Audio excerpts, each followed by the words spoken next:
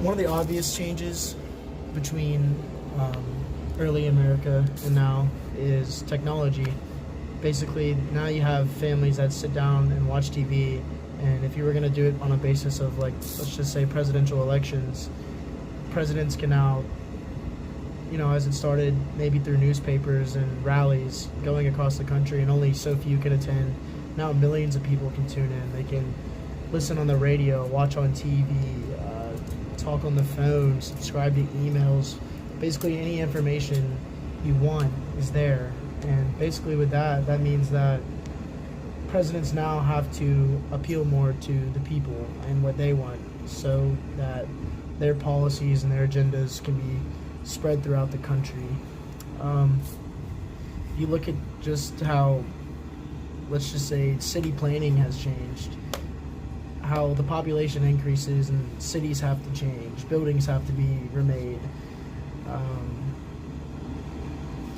With the economy, you go through changes or you can see changes that America started as so little, and then where you needed every dollar to buy something.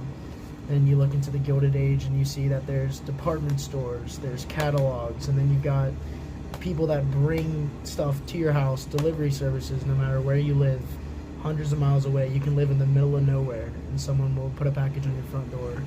You look now, you don't even have to leave your front door, and a drone will drop it off on your front doorstep. You also don't have to buy now, pay now. You can buy now and pay later.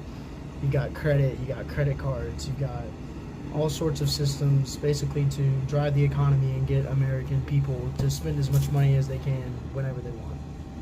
So in comparing, this by starts between the Native American Wars, like the very first one, to compare to one of the ones we did at the end, like the Nixon and Watergate and the Ford administration.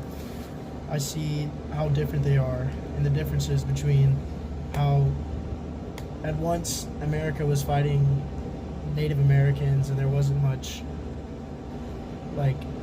approach towards the treatment of everyone, and how everyone should be equal and how everyone deserves the same stuff and human rights. It was more assimilation and kind of forcing people into the way that you want them to, into an American society. And then you look at the Indian Act and how you were moving them onto specific places kind of forcefully. And then towards one of our last sections, in the Nixon and Watergate and the Ford administration, you see how they promoted human rights and people started to lean away from having things forced. And then you look also how settlers of the New West absolutely decimated the buffalo population. And then you've got things at the end like the EPA, Environmental Protection Agency, Earth Day, which is basically all about Earth and conservation rather than depletion. And it may have been for a purpose of kind of fighting a Native American war, but it's still very much different. Another big change is I can almost assure you that every settler that came over, actually depending on their religion, some may have not have liked it, but every settler that came over most likely drank. And it was a way to, almost like a pastime, I'd say.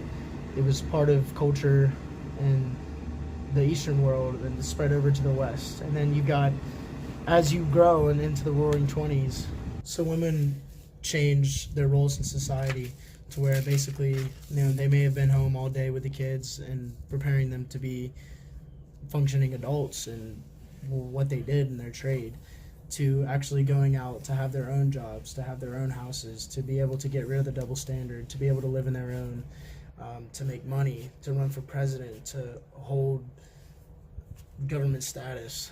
I mean, that obviously completely changed. Yeah, that'll be good.